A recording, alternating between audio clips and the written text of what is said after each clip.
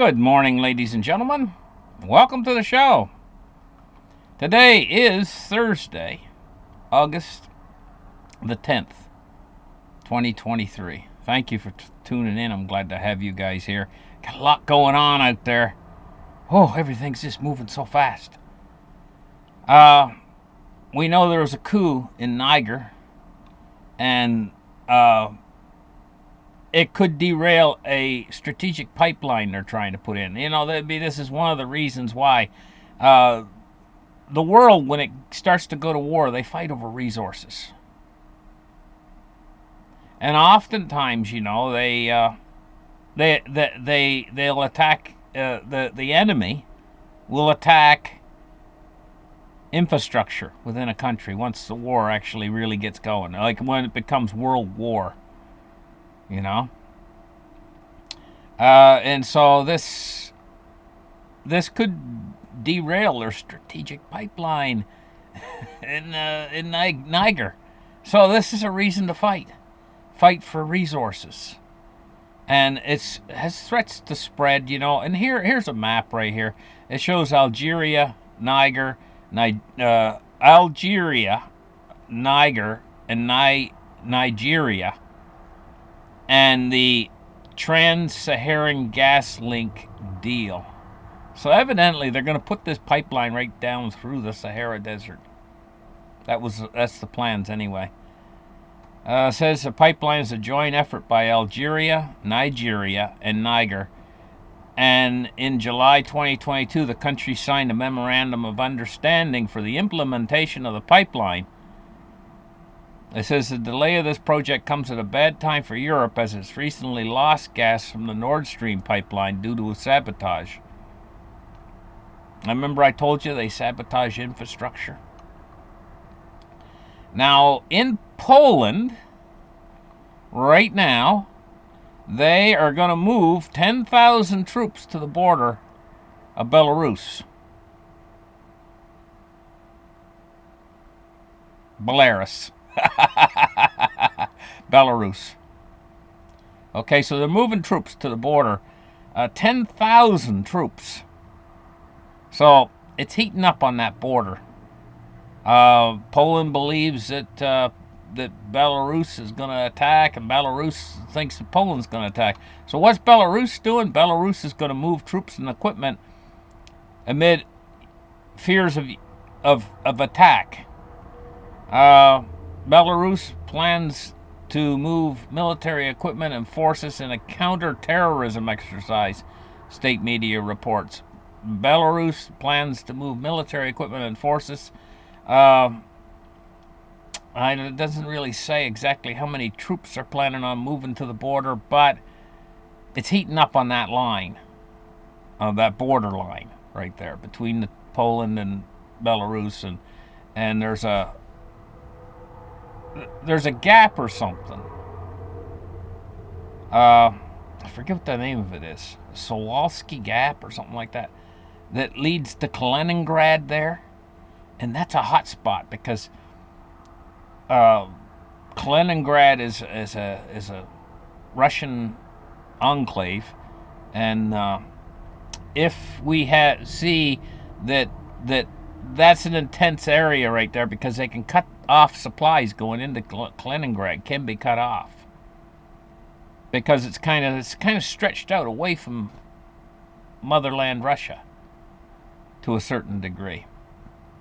Now, in other news, in Hawaii, honest to God, guys, you have no idea. You've never seen a firestorm like what's happening in Hawaii, and no place for the poor people to escape.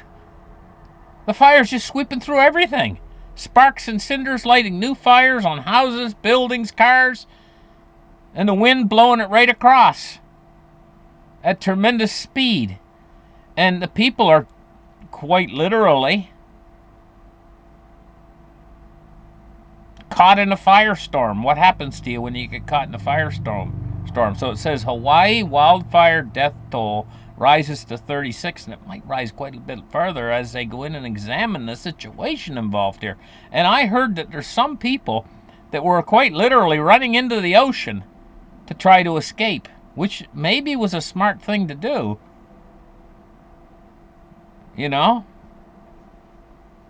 What do you do? I've heard examples of that before. You know, a firestorm comes through an area and people have to go into a lake or go into a swimming pool or go into the ocean to escape being burnt. I've heard of that before. It does happen from time to time. Uh, Now, where was I here? Oh, yeah, the M2 money supply. This is the M2 money supply, and what you're seeing here above my head is it was dropping.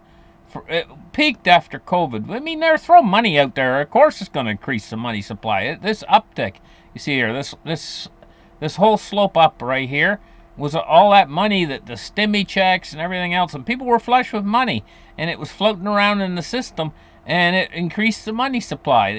And then what happened was, as it started to drop the money supply, and there's right here, this dot right here is pretty much where the banking crisis is.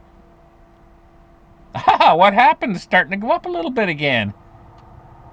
They're secretly injecting money behind the scenes in supporting these defunct banks, and well, it was 400 billion initially when the Silicon Valley Bank went down. 400 billion went out from the Fed. They increased their balance sheet by 400 billion. And so, corresponding along with this, we're going to probably see an uptick in inflation. And you want to talk about inflation? Inflation is not going to go away for food. It's going to increase. It's going to get a lot worse no matter what they do, because there's no food to sell. Well, I shouldn't say no food to sell. They do have food to sell, but not in quantities like they used to. Take a look. Ukraine over there destroying hundreds of thousands of tons of wheat. Take a look at the corn crop in the United States, where drought just basically burnt the whole corn crop up. And they got like almost nothing. Take a look at the weather phenomenon in different places. It's destroying crops. And bugs and insects. And it's just places like India right now is saying, okay, we're not going to sell the rice and stuff, And China right now, they're hoarding. They're getting food as fast as they possibly can. They're buying it everywhere that they can buy it and putting it away for their people. So what's going on here? Are we going to starve? Well, there's probably your grocery stores will still have food in it. But at what cost? That's going to be the big thing for us, is the cost. I could quite literally, over the period of the next year, see food prices doubling from where they are right now. And already, when you go to the grocery store right now, especially the meat section, you get sticker shock. Honest to God. So it's only going to go up from here. The world is a mess right now. Trying to navigate through this mess. And warning, this is not a... Right now, it's got to the point where I'm watching very carefully the situation as it's developing in the world. And this is not a drill. This is the real thing. If you haven't put some food and water away in your house as an emergency supply, an emergency kit as well, for things like, you should have some Band-Aids and some things like that, emergency kit in your house. Flashlights, batteries. All you gotta do is clean out a closet. If you haven't done that by now, you need to get on it, because think about what could happen. Say a war did erupt between Belarus and Poland. And say China got involved too. Just to say, we're just talking theoretically here. The first thing that the enemy will do is attack infrastructure. So what is infrastructure, you ask me? It's your power that comes into your house. It's your telecommunications. your cell phone and your internet. And if you can imagine some morning waking up and there is no cell phone, is no internet and anything like that, right? And that goes by for a few days and chaos breaks out. Cities or towns near you start to have a lot of people that just don't like being in a situation like this after a period of time passes and you got no cell phone, no power, no nothing. People start to get frustrated and they start to come out into the streets and they start to do all kinds of mischief.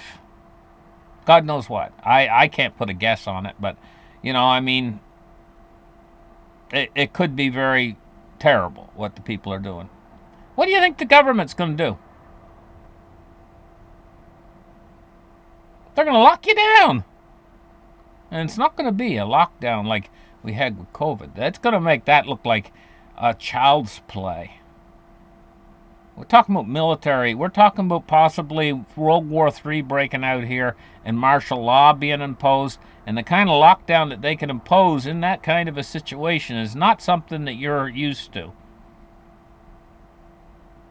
It's the kind of lockdown where if somebody's out at nighttime, they're labeled automatically a looter.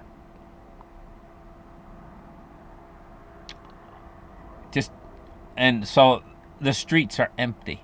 And it's kind of lockdown where even in the daytime, you're not even allowed to go to your grocery store.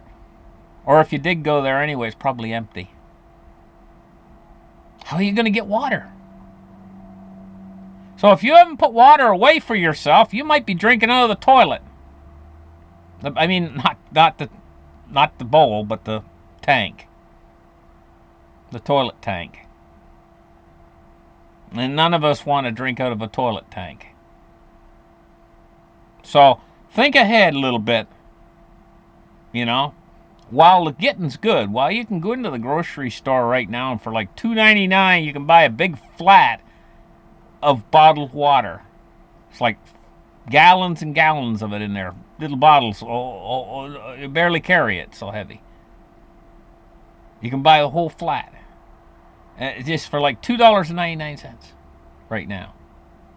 Which is, yeah, I know today you'll probably go to McDonald's and spend $5.99 on a hamburger. You could buy 2 flats of that water for yourself.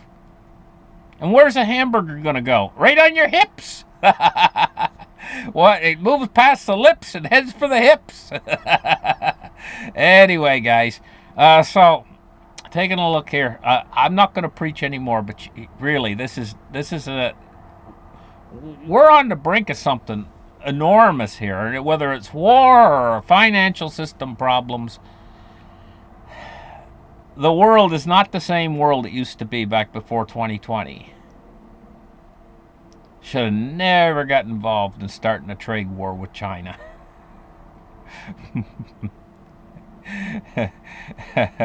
Anyway, I'm just rambling a little bit there. But let's take a look at the markets now. Taking a look at silver price today. Silver's going up right now. It was going down. It's volatile today. It's up 19 cents right now at the moment. It's 22.83. And we're going to take a look at gold. Gold is at 19.18. It's up $5.50. Now, taking a look at cryptocurrency today. We're seeing a Bitcoin price at 29,436. And we're seeing Ethereum at 1851. They're going up right now, rather rapidly. 63 cents for XRP today. Now taking a look at the Dow Jones Industrial Average, which is up 156 points at 35,279. Let's just run out here to the max on the chart right here just for a second. You can see something. This is called a peaking market. And, I mean, it's not far off from its peak it made back in 2021. What's that, December 8th, 2021? It's not far off of that, where it was 36,100. And it's actually a little bit lower now than it was then. But you can see that this bounce we're having right here, it's starting to peak right now. So where's it going to go after that? Well, I'm thinking in the next 90 days or so, we're going to see that bad news becomes bad news again. When the bad news is significant enough to become bad news for the market. So the market's been in this mentality for the last couple of years, where bad news is good news. Well, bad news will become bad news again, for real. Taking a look at the crude oil price today at $83.82. It's down 58 cents on the day. It's heading for $90. This is helping to spur inflation. Taking a look at bonds and rates today, and we're looking at rising yields on the long end. The U.S. 10-year has risen 1 basis point at 4.01, and the U.S. 30-year is at 4.18, and it's risen 1 basis point. And taking a look at the dollar index at 102.32 today. Let me see if I can get it charted.